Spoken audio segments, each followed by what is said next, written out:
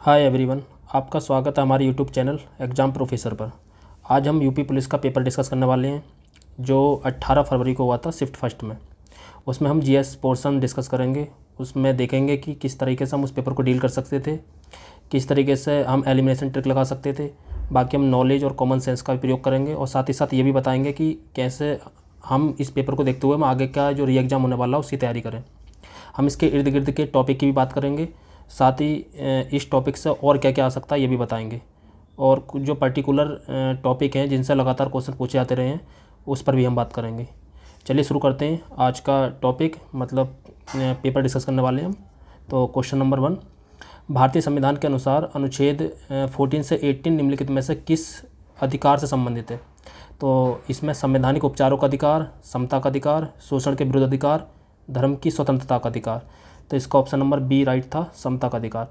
ये अनुच्छेद से है। अनुच्छेद हमारे संविधान में 12 से 35 तक दिए गए हैं। तो इन्हें अलग अलग 6 भागों में बांटा गया, जिसमें पहले 7 थे। 7 में से जो संपत्ति का अधिकार है उसको रद्द कर दिया गया था। संपत्ति का अधिकारों को 44वें संविधान संशोधन 1978 में रद्द कर दिया गया था। तो अगर हम मौलिक अधिकारों को देखें तो हम कैसा डिवाइड कर सकते हैं। पहले 14 से लेकर 18 समता का अधिकार है। दूसरा 19 से लेकर 22 जो है स्वतंत्रता का अधिकार है। फिर 23 और 24 शोषण के विरुद्ध अधिकार है। फिर 25 से लेकर 28 तक धार्मिक स्वतंत्रता का अधिकार है। अगला 29 और 30 ये दोनों जो है संस्कृति और शिक्षा संबंधी अधिकार हैं। और 32 जो है मौलिक ये संवैधानिक उपचारों का अधिकार है। तो ये संविधान के ये अधिकार हैं। इस तरीके से मौलिक अधिकारों को इतने 6 भागों में बांटा गया है। पहले 7 थे तो वर्तमान में 6 हैं। 6 को 6 का डिवीज़न अच्छे से देख लेना, ठीक है। अगला क्वेश्चन पूछा था इसमें कि निम्नलिखित में से कौन सा दिन अंतर्राष्ट्रीय श्रमिक दिवस के रूप में मनाया जाता है। तो 31 दिसंबर, 25 नवंबर, 1 मई, 16 अगस्त। तो इसका ऑप्शन नंबर बी राइट हो जाता, 1 मई। दिवस बहुत ही ज़्यादा इंपॉर्टेंट है। हर शिफ्ट में एक ना एक क्वेश्चन इससे पूछा गया था। दिवस पर हमने पहले भी ऑलरेडी एक वीडियो बना रखी है। हमने इंपॉर्टेंट थीम की एक वीडियो बना रखी है जो जस्ट इससे पहले डाली गई थी। आप चाहें तो उसे भी जाकर देख सकते हैं। उसका लिंक भी हम बायो में दे देंगे। बाकी आप चाहें तो चैनल को सर्च करके चैनल को सब्सक्राइब करके भी देख सकते हैं। इसके अलावा जो 31 दिसंबर कोई इंपॉर्टेंट दिवस नहीं थे। वैसे अगर आप पता करना चाहें तो 31 दिसंबर को बैरबा दिवस मनाया जाता है। और 25 नवंबर वाला थोड़ा इंपॉर्टेंट है। यूएन ने इसे घोषित करा था। ये 25 नवंबर को जो मनाया जाता है वो महिलाओं के खिलाफ हिंसा उन्मूलन दिवस मनाया जाता है। जो महिलाओं के खिलाफ हिंसा होती है उसके उन्मूलन के लिए मनाया जाता है। बाकी 1 मई को श्रमिक दिवस है ही। 16 अगस्त को भी कोई खास दिवस नहीं है, एक बेनिंगटन दिवस है। तो इतना कोई याद रखने की जरूरत नहीं है। 31 दिसंबर और 16 अगस्त का कोई खास दिवस नहीं है। तो 1 मई और 25 नवंबर ये आप याद कर सकते हैं। 1 मई और 25 नवंबर। 25 नवंबर को महिलाओं के खिलाफ हिंसा उन्मूलन दिवस और 1 मई को श्रमिक दिवस। तो इसका फिलहाल 18 का आंसर होगा ऑप्शन नंबर बी, 1 मई। निम्नलिखित में से कौन सा अम्ल पालक में मौजूद होता है। तो पालक में कौन सा अम्ल मौजूद होता है इसमें, oxalic acid, citric acid, lactic acid, acidic acid. तो इसमें इसका ऑप्शन हो जाएगा ए, ऑक्जेलिक एसिड। ये पालक में नहीं, ये पालक के अलावा टमाटर में भी होता है ऑक्जेलिक एसिड। इसके अलावा अगर सिट्रिक एसिड की बात करें तो सिट्रिक एसिड नींबू में होता है। लैक्टिक एसिड की बात करें तो लैक्टिक एसिड दूध में होता है। एसिडिक एसिड की बात करें तो हमें सिरका में होता है। इसी के अलावा तो आप और भी देख सकते हैं, जैसे फॉर्मिक एसिड चींटी में होता है। इसके अलावा ब्यूटारिक अम्ल, ब्यूटारिक एसिड जो होता है ब्यूटारिक मक्खन में होता है। तो इस तरीके से आप बहुत सारे एसिड देख सकते हैं कि नेक्स्ट पेपर में आ सकते हैं। तो जो इसका ऑप्शन होगा A, oxalic acid. Next, soldiering with dignity निम्नलिखित में से किस दिग्गज भारतीय सैन्य अधिकारी का लिखा गया उपन्यास है। तो PVC captain Vikram Batra, field marshal Sam Manekshaw, field marshal K M. Cariappa, CDS Bipin Rawat. तो इसका ऑप्शन नंबर हो जाएगा B, field marshal Sam Manekshaw. Sam Manekshaw, इस पर एक मूवी भी बनी है अभी, सैम बहादुर। तो इसका ऑप्शन नंबर बी राइट होगा, फील्ड मार्शल सैम मनेक्शा। आप यहाँ पर ये ऑप्शन को चुनते समय ये भी ध्यान रख सकते हैं, जैसे सेम फॉर्मेट पर जो 2 विकल्प होते हैं, जैसे फील्ड मार्शल, यहाँ पर ये बस एक नाम चेंज है। तो मतलब ज़्यादा प्रोबेबिलिटी होती है कि इसमें से एक आंसर होगा। तो यहाँ पर अगर कुछ भी नहीं पता है तो आप 50-50 में तो ऑप्शन से ही पहुँच सकते हैं कि सेम फॉर्मेट पर दिए हुए, तो उसमें से हमें एक ऑप्शन लेना होता है, उसी में एक आंसर दिया होता। तो आपके 50% चांस है कि ऑप्शन सही जाएगा। बाकी तुक्का लेने का एक सही अच्छा तरीका है, ये आप ले सकते हैं इस तरीके से। 21, कॉरपोरेट्स को राष्ट्रीय विकास में प्रभावी योगदानकर्ता बनाने के लिए नियामक और प्रशासनिक ढांचे की जिम्मेदारी भारत के निम्नलिखित में से किस मंत्रालय के अंतर्गत आती है। सहकारिता मंत्रालय, योजना मंत्रालय, कॉरपोरेट मामलों का मंत्रालय, आवास और शहरी मामलों का मंत्रालय। तो इसका सीधा सा आंसर है कॉरपोरेट्स, तो कॉरपोरेट। तो कॉरपोरेट से कॉरपोरेट, ज़्यादा सोचने की जरूरत नहीं है, ये एग्जाम इतना बड़ा नहीं होता है, इसमें कुछ घुमा फिरा कर दिया है, तो डायरेक्ट आप इसका मंत्रालय डायरेक्ट यहाँ से सीधा टिक कर सकते हैं। कॉरपोरेट के बारे में बात हो रही है तो कॉरपोरेट मंत्रालय इसका आंसर होगा। ठीक है, हमें योजना मंत्रालय कुछ नहीं सोचना, सहकारिता नहीं सोचना, आवास है शहरी मामलों का मंत्रालय नहीं सोचना। तो फिलहाल यहाँ पर ऑप्शन नंबर सी इसका राइट आंसर है, कॉरपोरेट मामलों का मंत्रालय। अगला देखते हैं 22, भौतिक अनुसंधान प्रयोगशाला निम्नलिखित में से कहाँ स्थित है? मैसूर में, पुणे में, बेंगलुरु में या अहमदाबाद में? तो यहाँ पर एक सामान्य एक थीम ये भी काम करती है, जैसे जो एग्जामिनर जो होता है, अगर मतलब सामान्य थीम ये है कि अगर जो विकल्प सबसे बड़ा विकल्प होता है वो उसका सामान्यतः आंसर होता है। आप ये चाहें तो अप्लाई करके देख सकते हैं। तो यहाँ पर जो इसका ऑप्शन नंबर सी राइट हो जाएगा। और भी हम क्वेश्चन में से अप्लाई करके देखेंगे, सब में सही नहीं होगा ये, बट 99% केस में सही चला जाता है। तो हम सबसे बड़े ऑप्शन पर रिस्क ले सकते हैं अगर हमें कुछ नहीं पता था, अगर हमें टिक ही करना है या हमें ऑप्शन को अटैम्प्ट ही करना है, या अगर हमें विकल्प को कोई चुनना होगा तो हम सबसे बड़ा विकल्प यहाँ पर ले सकते हैं। ठीक है, तो 22 का ऑप्शन नंबर सी राइट होगा, अहमदाबाद। नेक्स्ट देखते हैं, उत्तर प्रदेश में वुमेन पावर लाइन के लिए संपर्क नंबर क्या है? तो 1044, 114, 105, 1090। तो यहाँ पर इसका ऑप्शन हो जाएगा ऑप्शन नंबर डी, 1090। इसके अलावा हाँ, यहाँ पर हम और बहुत सारे हेल्पलाइन नंबर याद कर सकते हैं, क्योंकि वो कुछ भी पूछे जा सकते हैं। जैसे अगर यूपी पुलिस का एग्जाम है तो यूपी पुलिस का पूछा जा सकता है, तो यूपी पुलिस का हम 112 है, हमारे यहाँ पे 112 हेल्पलाइन नंबर है। बाकी एम्बुलेंस के लिए 102 है, 108 है। इसके अलावा बाल सहायता के लिए 1098 है। तो इस तरीके के हम हेल्पलाइन नंबर याद कर सकते हैं, क्योंकि किसी भी शिफ्ट में पूछा जा सकता है, तो यूपी पुलिस के लिए इंपॉर्टेंट है। तो यहाँ पर हम हेल्पलाइन नंबर याद कर सकते हैं। ठीक है, तो इसका ऑप्शन नंबर डी हो जाएगा, 1090। अगला, मामल्लपुरम उत्सव निम्नलिखित में किस राज्य का त्यौहार है? तो गुजरात, तमिलनाडु, कर्नाटक, उड़ीसा। यहाँ इस तरीके का हम ऑप्शन को कैसे डील कर सकते हैं, जैसे मामल्लपुरम है, तो इसकी आवाज़ से, इसकी साउंड से ही मतलब क्लियर हो रहा है कि ये त्यौहार जो है दक्षिण भारत का।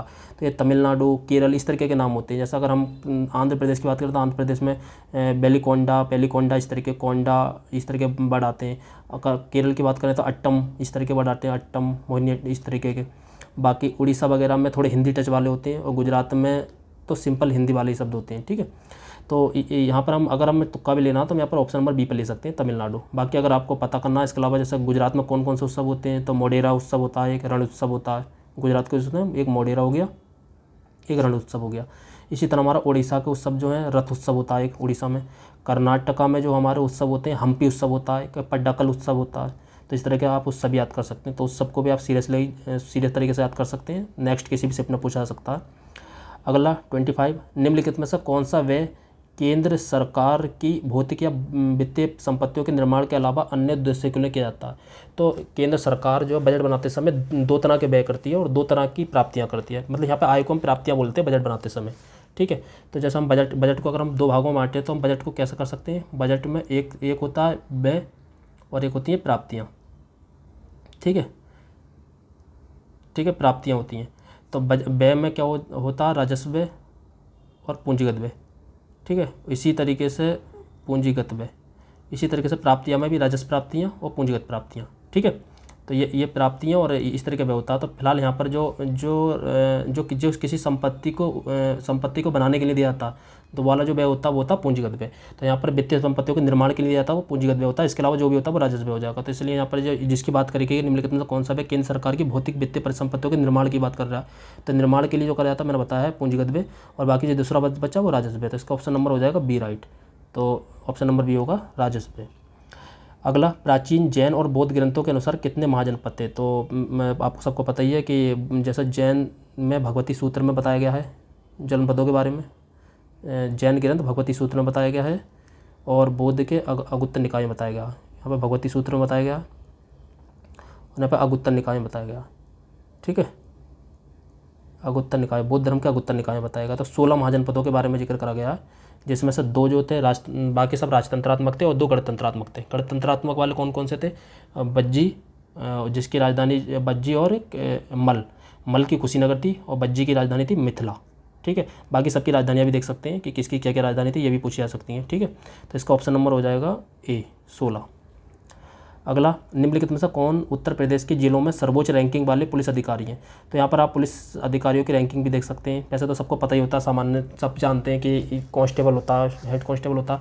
अगर देखा जाए तो पहले कांस्टेबल आता है, फिर हेड कांस्टेबल आता है, हेड कांस्टेबल के बाद फिर एसआई आता है, SI के बाद फिर ASI आता है, सॉरी पहले SI के पहले ASI आएगा, फिर SI आएगा, फिर ASP आएगा, फिर SP आएगा, SP के बाद SSP आता है, SSP के बाद DIG आता है, ठीक, DIG आता है, DIG के बाद IG आता है, IG के ऊपर ADG आता है, और ADG के ऊपर फिर DGP आता है। तो ये पूरा क्रम होता है, constable, head constable, ASI, SI, ASP, SP, SSP, DIG, IG, ADG और DGP। तो ये पूरा जो पुलिस का जो रैंकिंग होती है इस तरीके से चलती है, ठीक है। सबसे छोटा पद होता है इसमें कांस्टेबल, और सबसे बड़ा पद होता है DGP। DGP जो होता है पूरे प्रदेश स्तर पर यूपी पुलिस का सबसे बड़ा पद होता है। तो यहाँ पे फिलहाल ये पूछा है, इन्होंने पूछा उत्तर प्रदेश के जिले स्तर पर जो सबसे बड़ा पद होता है वो होता है SP, ठीक है। तो इसका आंसर हो जाएगा ऑप्शन नंबर डी, पुलिस अधीक्षक, ठीक है। ऑप्शन नंबर डी इसका राइट आंसर होगा 27 का, ठीक। नेक्स्ट देखते हैं हम 28 के बारे में। 28 क्या कह रहा है, थोड़ा बड़ा कर लेते हैं। निम्नलिखित में से कौन सी फसल खरीफ की फसल नहीं है? तो मतलब इसमें बाकी जो दी हैं वो सारी खरीफ की दी हैं, और इनमें से एक जो है रबी की फसल है। तो दो तरह की फसलें होती हैं, रबी और खरीफ की। अगर आप रबी की फसल को जानना चाहें तो सबसे पहले रबी की फसलों में कौन कौन सा आता है? गेहूँ आ जाता है रबी की फसलों में, सरसों आ जाता है, ठीक है। सरसों के अलावा जौ आ जाता है, जौ के अलावा मटर के अलावा अलसी, चना, और भी बहुत सारी हैं, तो इसको अच्छे से देख लेना। इसके अलावा अगर खरीफ की फसलों की बात करें, खरीफ की फसलों में कौन कौन से आ जाते हैं? खरीफ की फसलों में कपास आ जाएगा, धान आ जाएगा, खरीफ की फसलों में मूंगफली आ जाएगा, ठीक है, बाजरा आ जाएगा, जूट आ जाएगा। तो इस तरीके की फसल आ जाएंगे, ठीक है। तो यहाँ पर कौन सी खरीफ की फसल नहीं है? तो अभी बताइए कि रबी की फसल है गेहूँ, तो इसमें गेहूँ ऑप्शन हो जाएगा सी हो जाएगा, राइट हो जाएगा। ये रबी की फसल ना कि खरीफ की फसल, ठीक।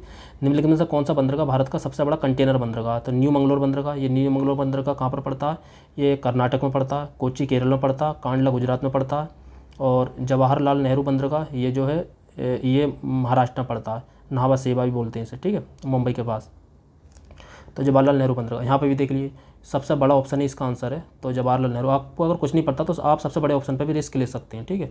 तो ये मतलब बहुत ज़्यादा अप्लाई करके देखा, उसके बाद एनालाइज करके बनाई गई ट्रिक है। तो आप चाहें तो अगर कुछ नहीं पता है तो यहाँ पर सबसे बड़े ऑप्शन पर रिस्क ले सकते हैं। तो इसका ऑप्शन नंबर डी इसका राइट होगा, ठीक है। अगला 30 क्वेश्चन, निम्नलिखित में किस घटना के कारण मोहनदास करमचंद गांधी ने 1922 में असहयोग आंदोलन स्थगित कर दिया? तो बंगाल विभाजन, चोरी चौरा घटना, लाला लाजपत राय पर लाठीचार्ज, या जलियांवाला बाग नरसंहार। तो आप सबको पता है फिलहाल इसका ऑप्शन नंबर डी राइट हो जाएगा, जलियांवाला बाग चोरी चौरा घटना। क्योंकि ये बंगाल विभाजन जो हुआ था 16 अक्टूबर 1905 में हुआ था। चोरी चौरा की जो घटना हुई थी वो हुई थी 5 फरवरी 1922 में। तो यही पूछा कि 1922 में क्या हुआ था, तो 1922 का ऑप्शन नंबर बी राइट हो जाएगा, चोरी चौरा घटना। लाला लाजपत राय पर जो साइमन कमीशन आया था उसके विरोध में जो कोई भी भारतीय नहीं था उसमें, 7 के 7 सदस्य जो थे इंग्लैंड से थे। तो इस वजह से साइमन कमीशन का विरोध करा गया था। जो 1919 का जो अधिनियम आया था उसमें ये पहले ही कह दिया गया था कि इस अधिनियम की जो भी जाँच करने के लिए हम अगले 10 साल में हम भेजेंगे। तो वो जो आना था कमीशन वो आना था 1929 में आना था, लेकिन वो 2 साल पहले ही भेज दिया था। फिलहाल साइमन कमीशन 1928 को पहुंचा था मुंबई, तो वहाँ पर उसका विरोध कर रहे थे लाला लाजपत राय वगैरह। तो लाला लाजपत राय को वहाँ पर लाठी चार्ज करी गई, तो वहाँ पर उनकी डेथ भी हो गई थी उसके बाद कुछ दिनों बाद। तो फिलहाल ये 1928 की घटना। जलियांवाला बाग नरसंहार सबको पता है 13 अप्रैल बैसाखी के दिन 13 अप्रैल 1919 को हुआ था, ठीक है। तो यहाँ पर जो घटना पूछी गई है 1922 की पूछी गई, तो 1922 को घटना जो हुई थी वो चोरी चौरा कांड हुई थी, ठीक है। इसी चोरी चौरा कांड के बाद महात्मा गांधी ने 13 अप्रैल 1922 को जो है बारदोली प्रस्ताव के तहत अपना असहयोग आंदोलन वापस ले लिया था, ठीक है। आगे 31वां क्वेश्चन क्या कह रहा है? प्रसिद्ध यूनेस्को स्थल बोर्दो पोर्ट ऑफ मून निम्नलिखित में से किस देश में स्थित है? तो पहला चीन, फ्रांस, ऑस्ट्रिया, कोस्टा रिका।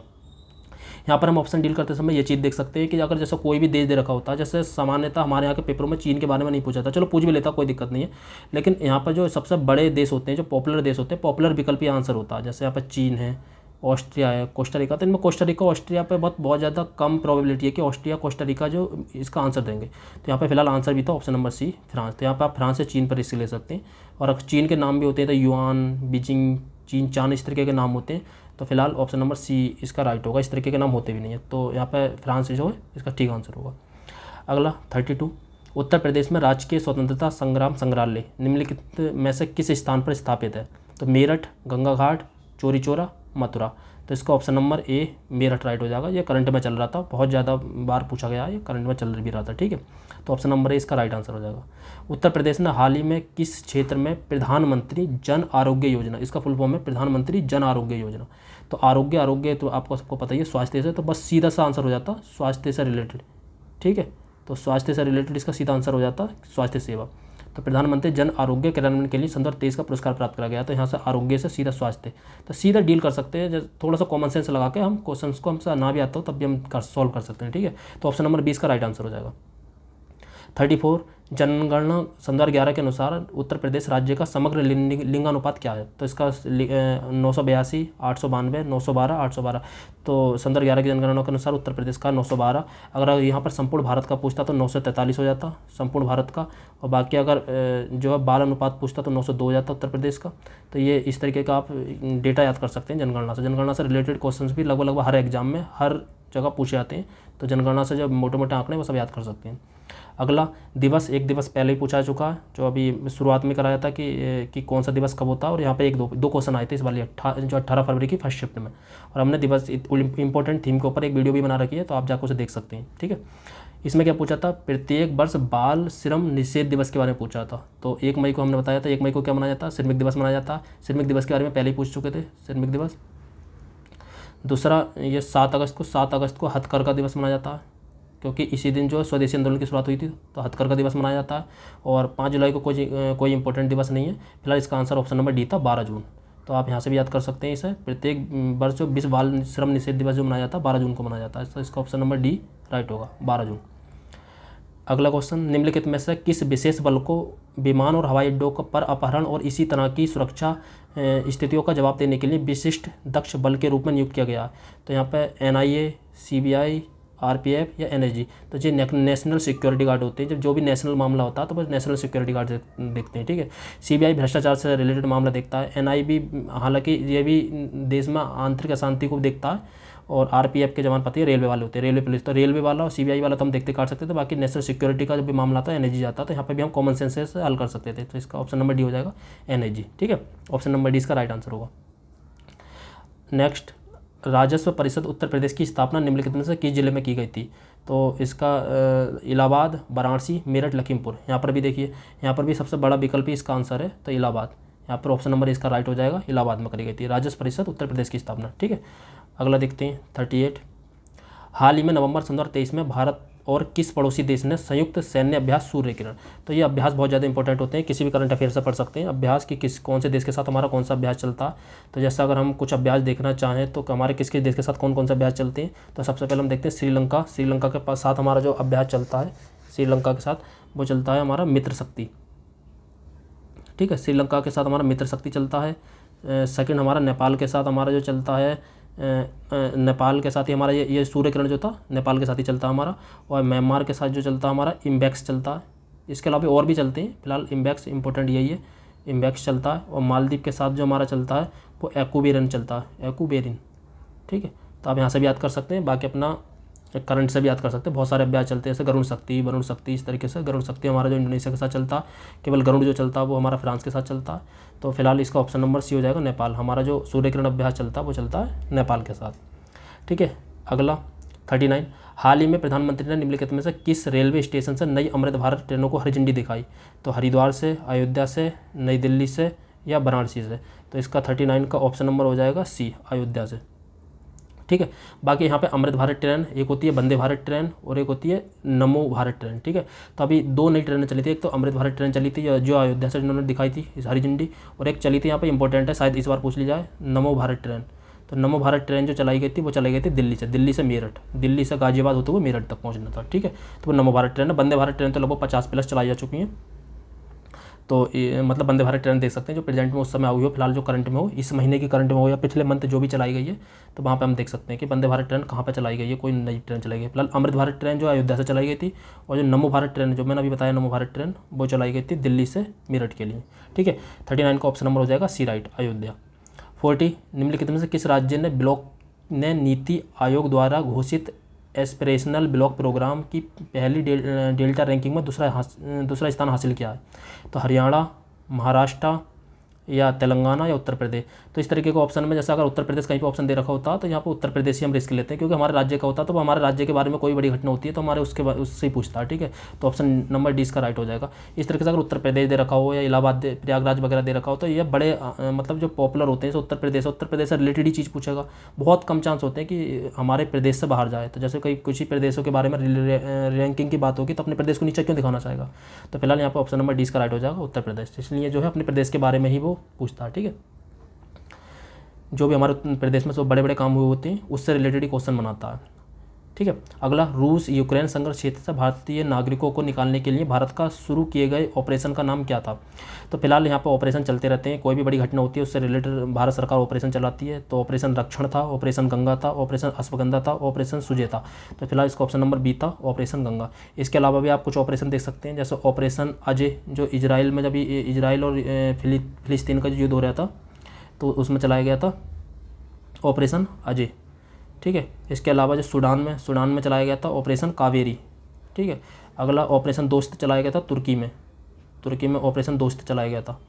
ठीक, और इसके अलावा म्यांमार में भी जब भूकंप वगैरह आया था तो ऑपरेशन करुणा चलाया था उसकी हेल्प करने के लिए, ऑपरेशन करुणा। और तुर्की में भी जो ऑपरेशन दोस्त चलाया था उसे हेल्प भेजने के लिए चलाया था। ठीक है, तो ऑपरेशन कावेरी, ऑपरेशन सूडान में ऑपरेशन कावेरी हो गया, ऑपरेशन अजय हो गया, और ऑपरेशन जो है दोस्त हो गया, ऑपरेशन करुणा हो गया। इस तरीके के बहुत सारे ऑपरेशन हैं, सभी आप करंट से देख के याद कर सकते हैं। ठीक है, नेक्स्ट 42, निम्नलिखित में से किस देश ने 2024 में ब्रिक्स समूह में शामिल होने से इनकार किया। तो फिलहाल उस कम से कम 7 देशों की बात हुई थी कि हम ब्रिक्स में शामिल होंगे। फिलहाल ब्रिक्स में वर्तमान में जो है 5 कंट्रियाँ हैं। ठीक है, ब्रिक्स में ब्राज़ील हो गई, रसिया हो गई, इंडिया हो गई, चाइना हो गई और साउथ अफ्रीका हो गई। ठीक, इसी के आधार पर इनका जो है बैठकें जो होती हैं हर साल इसी क्रोनोलॉजी के हिसाब से होती हैं। जैसे ब्राज़ील में होगी, फिर रसिया में होगी, फिर इंडिया में होगी, फिर चाइना में होगी, फिर साउथ अफ्रीका में होगी। ठीक है, तो ब्रिक्स की बैठकें भी इस तरीके से चलती हैं। अब इसके अलावा इसमें नए सदस्य शामिल हो रहे हैं, तो फिलहाल इसका नाम ब्रिक्स +5 कर दिया गया। अब तो 5 नए सदस्य शामिल हो, फिलहाल 6 हो रहे थे पहले, तो इसमें 7। अब अर्जेंटीना के जब वहाँ पर चुनाव हुए तो वहाँ पर कोई दूसरा सदस्य चुना गया जो उसके पक्ष में नहीं था, तो उन्होंने अर्जेंटीना ने ये मना कर दिया था। इसके अलावा जो शामिल हुए वो आप देखना चाहो तो एक ईरान हो गया जो शामिल हुए, एक ईरान, एक जो है मिस्र, ठीक है, एक इथोपिया, ठीक है, एक यूएई और एक सऊदी अरब। तो 1 2 3 4 5 कंट्री, इसलिए ब्रिक्स +5 इसका वर्तमान में नाम है। ठीक है, वर्तमान में ब्रिक्स +5 कर दिया गया। तो इसका आंसर होगा ऑप्शन नंबर सी, अर्जेंटीना, जिसने मना करा था। 2016 की गई नोटबंदी मतलब डिमोनेटाइजेशन जो करा गया था 2016 में, उसमें किस मुद्रा के नोटों को चलन से बाहर कर दिया गया था। तो सबको पता है 1000 और 500 के नोटों को कर दिया गया, तो ऑप्शन नंबर बी। ये तो बहुत सामान्य आंसर था, सब ने टिक करा होगा। उत्तर प्रदेश में साइबर अपराध मुख्यालय कहाँ स्थित है। तो मेरठ, प्रयागराज या लखनऊ या कानपुर। तो इसका ऑप्शन नंबर बी, लखनऊ। देखो यहाँ भी उत्तर प्रदेश की राजधानी लखनऊ। तो मतलब ये है कि हमारे ही मतलब जो पॉपुलर जो सबसे ज़्यादा होता है केंद्रीकरण जहाँ पर होता है वहीं से पूछता है। तो ऑप्शन नंबर बी, लखनऊ इसका राइट आंसर हो जाएगा। जो सबसे पॉपुलर होता है कानपुर, प्रयागराज, मेरठ में सबसे ज़्यादा पॉपुलर सबसे ज़्यादा चीज़ें कहाँ पर होंगी, लखनऊ में होंगी, तो लखनऊ इसका राइट आंसर हो जाएगा। अगला, जीएसटी का तात्पर्य। जीएसटी का तात्पर्य क्या, सरकारी बिक्री कर, सरकारी सेवा कर, वस्तु एवं सेवा कर, माल और बिक्री कर। इंग्लिश में देखें तो government sales tax, government service tax, goods and service tax, goods and sales tax. तो इसका ऑप्शन नंबर सी हो जाएगा, गुड्स एंड सर्विस टैक्स। सबको पता है वस्तु एवं सेवा कर। ठीक है, वस्तु एवं सेवा कर इसका राइट आंसर हो जाएगा। तो ऑप्शन नंबर इसका सी जो है राइट आंसर होगा। प्रधानमंत्री ने संत मीराबाई जन्मोत्सव में भाग लिया जो में संत मीराबाई की 525वीं जयंती मनाने का कार्यक्रम था। तो 46 का इसका आंसर हो जाएगा। तो मीराबाई कहाँ से संबंधित थी, मथुरा, मतलब मीराबाई जो किन का वो करती थी, श्री कृष्ण का। तो कहाँ पर मनाया जाना चाहिए, कृष्ण की जन्मभूमि पे। तो उनको भगवान श्री कृष्ण का जन्म कहाँ हुआ था, मथुरा में। तो ये मथुरा में मनाया गया था। तो ऑप्शन नंबर ए इसका राइट आंसर हो जाएगा। आप यहाँ से भी सोच सकते हैं, बाकी द्वारिका भी सोच सकते हैं, बाकी कुर्की और ऋषिकेश तो नहीं सोच सकते, तो द्वारिका भी सोच सकते हैं। फिलहाल इन दोनों में जो सबसे ज़्यादा पॉपुलर था वो मथुरा था, तो आप यहाँ पे मथुरा ऑप्शन ले सकते थे। ठीक है, तो ऑप्शन नंबर ए इसका राइट हो जाएगा। आप इस तरीके से क्वेश्चन पेपर को डील कर सकते हैं, मतलब कुछ थोड़ा सा कॉमन सेंस लगा के, कुछ नॉलेज के बेस पे। जैसे अगला, निम्नलिखित में से कौन फिलीपींस की राजधानी है। तो बैंकॉक, मनीला, कुआलालंपुर या जकार्ता। तो बैंकॉक किसकी राजधानी है, बैंकॉक हमारी थाईलैंड की। जैसे हम राजधानी याद करते हैं, जैसे चाइना की बीजिंग है, बाहर इंडिया की जो है नई दिल्ली है, इसी तरीके से थाईलैंड की बैंकॉक है। और कुआलालंपुर किसकी है, कुआलालंपुर मलेशिया की है। ठीक है, ये प्रीवियस में कई बार पूछा गया, मलेशिया की राजधानी है। जकार्ता किसकी, इंडोनेशिया की है। अब नई राजधानी इसके बनने के बाद चली नुसंतारा, तो नई राजधानी जब भी होगी नुसंतारा होगी। ठीक है, इसकी नई राजधानी नुसंतारा हो गई। अब जो फिलीपींस की यहाँ से हमसे राजधानी पूछी गई, तो फिलीपींस की राजधानी जो होती है वो मनीला है। ठीक है, ऑप्शन नंबर सी जो है इसका राइट हो जाएगा। अगला, भारत में राष्ट्रीय एकता दिवस किस तारीख को मनाया जाता है? यहाँ पे इस पेपर में केवल 18 फरवरी का फर्स्ट शिफ्ट में जो पेपर हुआ था उसमें कम से कम 3 दिवस पूछे गए, मतलब 3 क्वेश्चन, मात्र 35 से 40 क्वेश्चंस के बीच में 3 क्वेश्चंस तो मात्र दिवस के पूछ लिए गए। तो समझ लीजिए दिवस कितना इंपॉर्टेंट है। और हमने भी जो अपनी इंपॉर्टेंट थीम इससे पहले की वीडियो बनाई थी, इंपॉर्टेंट थीम हमने जो पूछी थी उसमें हमने पुस्तकें, पुरस्कार और इस तरीके के दिवस पर सबसे पहले फोकस करा था। तो आप वहाँ पर भी देख सकते हैं उसे जाकर, और चाहे तो चैनल पे जाकर देख सकते हैं, उसे सब्सक्राइब भी कर सकते हैं और वीडियो का लिंक भी बायो में मिल जाएगा। ठीक है। भारत में राष्ट्रीय एकता दिवस किस तारीख को मनाया जाता है? तो 26 जनवरी को पता ही है गणतंत्र दिवस मनाया जाता है। 14 नवंबर को बाल दिवस मनाया जाता है। 2 अक्टूबर को गांधी जयंती मनाई जाती है। अब बचा 31 अक्टूबर, तो 31 अक्टूबर को मनाया जाता है राष्ट्रीय एकता दिवस। ऑप्शन नंबर 20 का राइट आंसर हो जाएगा। निम्नलिखित में किस प्रसिद्ध लेखक को उपन्यास सम्राट के नाम से जाना जाता है? हरिवंश राय बच्चन, माखनलाल चतुर्वेदी, सूर्यकांत त्रिपाठी निराला, मुंशी प्रेमचंद। से सभी बहुत ज़्यादा पॉपुलर है, लेकिन उपन्यास सम्राट या कहानी सम्राट इन दोनों को मुंशी प्रेमचंद को जाना जाता है। ठीक है। तो उपन्यास उन्होंने बहुत अच्छे उपन्यास लिखे हैं, जैसे गोदान लिखा है, गोदान इनका सबसे पॉपुलर है। गोदान, कर्मभूमि, निर्मला, कर्मभूमि हो गया, निर्मला हो गया, गबन हो गया। तो ये इनके प्रसिद्ध उपन्यास हैं, तो बहुत ज़्यादा पॉपुलर है इनका। गोदान में सबसे ज़्यादा पॉपुलर है। तो ये उपन्यास सम्राट के नाम से रहता मुंशी प्रेमचंद को। मुंशी प्रेमचंद से रिलेटेड क्वेश्चन कई बार पूछा गया। हाल ही में चंद्रशेखर शेट्टी ने किस खेल से संबंधित मेजर ध्यानचंद खेल रत्न पुरस्कार जीता? क्रिकेट, तीरंदाजी, बैडमिंटन, कुश्ती। तो हम क्रिकेट से रिलेटेड हम लगभग सभी के नाम जानते ही हैं, और बाकी बचे हम ये ऑप्शन तो हम नहीं लेते, तो अगर हमें कुछ भी नहीं पता होता तो तीरंदाजी, बैडमिंटन, कुश्ती। तो फिलहाल चिराग शेट्टी जो बहुत ज़्यादा पॉपुलर रहते, ध्यानचंद खेल रत्न पुरस्कार मिला था, और ये ऑप्शन नंबर 20 का राइट हो जाएगा, बैडमिंटन। तो 50 का ऑप्शन नंबर 20 का राइट होगा, तो बैडमिंटन से संबंधित थे। तो यहाँ से और भी हम कुश्ती से रिलेटेड देख सकते हैं, कुश्ती से रिलेटेड कौन कौन है, जैसे बजरंग पुनिया कुश्ती से रिलेटेड है। इस तरीके का हम देख सकते हैं कि कौन सा खिलाड़ी किस चीज़ से रिलेटेड है। और जो वर्तमान में करंट में चल रहा हो या उसको कोई बड़ा पुरस्कार मिला हो, जैसे अर्जुन पुरस्कार मिला है अभी T20 वर्ल्ड कप के बाद, जो वनडे वर्ल्ड कप था, मोहम्मद शमी को जो मिला था अर्जुन पुरस्कार, तो वो क्वेश्चन भी पूछा जा सकता है। तो इस तरीके से आप क्वेश्चन याद कर सकते हैं। ठीक। अगला, चंद्रयान 3 के लैंडर का नाम है क्या था? विज्ञान, आदित्य, प्रज्ञान या विक्रम। तो इसका जो लैंडर था, लैंडर का नाम था विक्रम। ऑप्शन नंबर 20 का राइट हो जाएगा। बाकी जो प्रज्ञान इसके रोवर का नाम था। ठीक है। और ये इसके जो लैंडर का नाम था। तो लैंडर और रोवर 2 के नाम याद रख सकते हैं। इस बार लैंडर पूछ लिया, हो सकता है अगली बार रोवर पूछ लिया जाए, जो री एग्जाम होने वाला है, तो उसमें हो सकता है आपसे रोवर पूछ लिया। तो रोवर का नाम है प्रज्ञान, और इसका लैंडर का नाम था, ऑप्शन नंबर डी हो जाएगा, विक्रम। ठीक है। 51 का ऑप्शन नंबर डी हो जाएगा। 52 का, हाल ही में प्रधानमंत्री ने निम्नलिखित में से किस स्थान पर स्थित भारत की सबसे बड़े सम्मेलन और प्रदर्शनी केंद्र यशोभूमि का उद्घाटन किया? तो वाराणसी, नई दिल्ली, फरीदाबाद या चंडीगढ़। तो 52 का ऑप्शन नंबर हो जाएगा सी, नई दिल्ली। देखो यहाँ पे भी सबसे पॉपुलर नई दिल्ली। तो आप इस तरीके के ऑप्शन पर रिस्क ले सकते हैं। ठीक है। तो इसका नई दिल्ली राइट आंसर हो जाएगा। ये करंट में चल रहा था, बहुत ज़्यादा पॉपुलर था, तो इसलिए पूछ लिया गया। ठीक है। अगला 53, निम्नलिखित में से कौन सा भारत में पुलिस का सर्वोच्च सम्मान अधिकार है? तो महावीर चक्र, ये पद्मश्री, परमवीर चक्र। तो परमवीर चक्र जो होता है सैन्य में सबसे बड़ा पुरस्कार होता है परमवीर चक्र, और जब पुलिस में होता है राष्ट्रीय पुलिस वीरता पुरस्कार। यहाँ पे देखो सबसे बड़ा विकल्प, सबसे बड़ा विकल्प इसका आंसर है। तो इसका ऑप्शन नंबर ए हो जाएगा, राइट हो जाएगा, राष्ट्रीय पुलिस वीरता पुरस्कार। ठीक है। सबसे बड़ा विकल्प सामान्यतः आंसर होता है, सबसे पॉपुलर विकल्प सबसे मतलब सबसे अच्छा आंसर होता है। दूसरा, सेम टोन वाले आंसर होते हैं, सेम फॉर्मेट वाले आंसर होते हैं, मैंने जो डिस्कस कर चुका हूँ। तो फिलहाल यहाँ पे जो सबसे ज़्यादा रूल अप्लाई हो रहा है कि सबसे बड़ा विकल्प उसका आंसर होता है। बाकी पुलिस से पुलिस ऐसे भी देख सकते हैं। ठीक है। तो राष्ट्रीय पुलिस वीरता पुरस्कार, क्योंकि राष्ट्रीय लगा हुआ है तो पुलिस वीरता पुरस्कार, तो सबसे बड़ा पुरस्कार ये हो जाएगा। लास्ट क्वेश्चन हो जाएगा, सोशल मीडिया नेटवर्क में पहले जिसे फेसबुक इंक के नाम से जाना जाता था, का नाम बदल के क्या कर दिया? बहुत ज़्यादा पॉपुलर रहता है, इसका नाम होगा मेटा। बाद में चेंज करा गया था, सबको मिलाकर मेटा कर दिया गया था, तो वहीं से मेटा ये पूछा गया, काफ़ी विवादों में भी रहा था। तो इसका ऑप्शन नंबर हो जाएगा ए, राइट, मेटा। ठीक है। हम अगली वीडियो जल्दी लेकर आएंगे। अब हम अगली वीडियो में फिर हम अगला पेपर को डिस्कस करेंगे। उसमें हम जीएस या हो सकता है रीजनिंग और हिंदी का पार्ट को डिस्कस करेंगे। तब तक के लिए जय हिंद, जय भारत।